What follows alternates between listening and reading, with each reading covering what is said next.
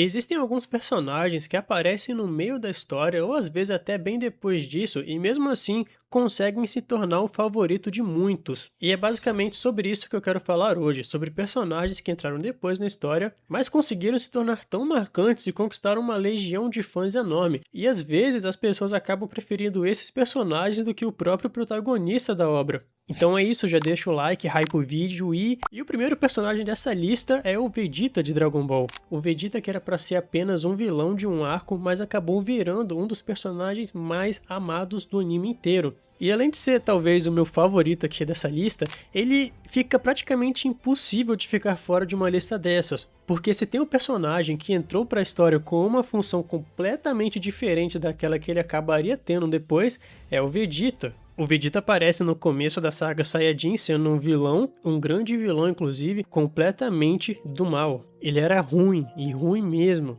E logo depois da luta do Goku e do Vegeta, onde eles se enfrentam pela primeira vez, o príncipe dos Saiyajins acaba sendo derrotado por um guerreiro de classe baixa. E muitos não sabem disso, mas o Akira Toriyama planejava que o Vegeta fosse apenas um inimigo temporário do Goku e morresse ali na saga Saiyajin mesmo. Porém, os fãs gostaram tanto do personagem, a popularidade dele foi tão grande, que fez o autor mudar de ideia e manter o personagem na história. E é aí que acontece uma das transformações mais interessantes de Dragon Ball. O Vegeta acaba mudando com o tempo, e isso demora um pouquinho, vai devagar, mas aos poucos aquele personagem completamente ruim, maligno, se torna uma pessoa boa, se torna um bom pai e um bom marido. E ele continua assim sendo uma pessoa orgulhosa e bastante competitiva, afinal ele é um Saiyajin e ele é o príncipe dos Saiyajins, porém como eu falei, ele muda e se torna um bom pai, passa a proteger as pessoas e começa a lutar não só pelo orgulho, mas às vezes por algo maior. Por exemplo, para proteger aqueles que ele ama. E a gente vê isso no Dragon Ball Super, quando o Bills bate na Bulma e o Vegeta explode de raiva. E no mangá, sua primeira aparição foi no capítulo 204, e já no anime foi no Dragon Ball Z, no episódio 5, levando em conta que no Dragon Ball Clássico ele não é citado em momento nenhum. Até porque no Dragon Ball Clássico não tinham nem introduzido ainda a história dos Saiyajins. E mesmo aparecendo bem depois, muitas pessoas começaram a ver o Dragon Ball Z primeiro ao invés do Dragon Ball Clássico. E isso fez com que o Vegeta fosse, sim, o preferido de muita gente. E inclusive pra mim, ele é o meu personagem preferido de Dragon Ball. Ele e o Trunks do futuro. E agora uma outra personagem que eu amo muito, de uma animação que eu também sou completamente apaixonado, que é Avatar, a Lenda de Aang.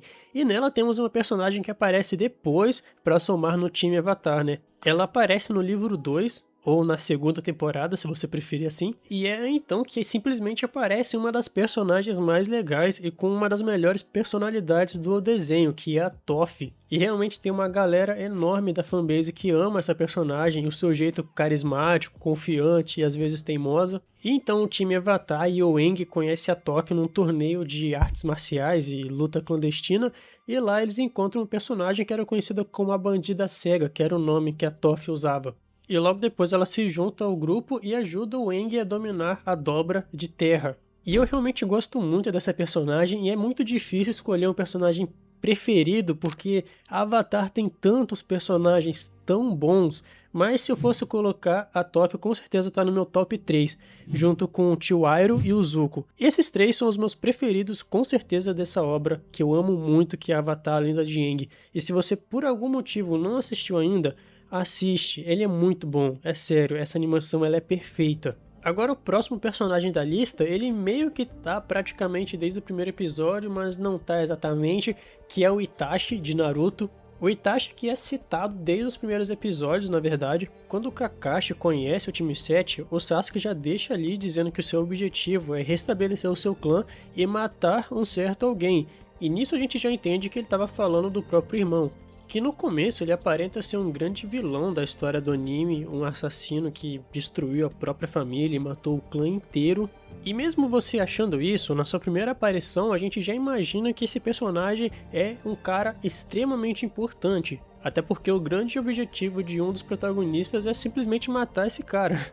E pra muitos no começo que não conhecem a história do anime, é muito fácil de se odiar o Itachi, mas com o tempo a sua percepção por esse personagem muda bastante. Depois a gente entende as suas decisões, o seu passado, as suas escolhas e principalmente tudo o que ele sacrificou na vida dele. É um personagem que simplesmente escolheu carregar um peso de ser tratado e visto como um grande vilão, como um grande monstro, simplesmente por amor à sua vila e por amor ao seu irmão mais novo. Cara, esse é com certeza um personagem maravilhoso. E essa história desse personagem talvez tenha sido justamente o que conquistou tantos fãs. E assim, eu sei que existem vários personagens que aparecem bem mais pra frente no anime e também tem uma popularidade enorme e também são favoritos de muitas pessoas, como o Nagato, o Deidara, o Madara, que aparece mesmo só no Shippuden, o Killer Bee e vários outros personagens, mas eu acho que de todos esses, o Itachi com certeza supera em popularidade. Esse personagem é um deus para muitos fãs de Naruto. Eu sei que muitos até exageram até no quão forte acham que eles são, mas não dá pra negar, ele é um personagem muito popular da história. Beleza, agora partindo pro próximo da lista, vamos falar do Escanor. Bom, a essa altura do campeonato, quando o Escanor aparece, a gente já tinha conhecido vários personagens muito fortes. Porém, o Escanor aparece e ele estava acima de todos eles. Cara, o Escanor era muito foda. Realmente, ele era presença absurda. Durante a noite, ele era um cara mais fraco, mas quando chegava o meio-dia, nossa. Pô, e esse personagem traz tantos momentos bons no anime. A presença dele rouba a cena. E sem contar também da sua confiança. O cara não abaixa a cabeça pra ninguém, ele era realmente muito foda, disparado o melhor do anime. Realmente não tem como negar, esse cara era muita aura. A sua primeira aparição foi na segunda temporada e logo no começo ele já chega simplesmente humilhando um dos 10 mandamentos e ali ele já mostra todo o seu poder absurdo e que ele não era qualquer coisa. E realmente eu sinto uma saudade disso, teve uma época, eu sei que isso daí é até incrível de acreditar, mas realmente teve uma época que os Sete Pecados Capitais era um anime bom, mas infelizmente isso ficou no passado porque com o passar dos anos o anime foi decaindo muito. E, como muitos sabem também, o anime acabou morrendo junto com o Escanor. Por que mataram ele, velho? Meu Deus. Sem contar também a animação, né? A animação foi piorando muito e isso foi matando muito o anime com o tempo. Mas o Escanor também é um desses personagens na lista que realmente aparece um pouquinho depois na história e acaba se tornando favorito de muitos, assim como os outros que eu citei aqui nessa lista. E provavelmente eu devo ter esquecido de algum personagem, de algum anime, de alguma animação ou de alguma outra obra que você goste. Então escreve aí nos comentários algum personagem legal que faltou aqui nessa lista, que eu vou dar um coraçãozinho no seu comentário e quem sabe eu trago no próximo vídeo. E é isso, pessoal. Obrigado por assistir e até a próxima.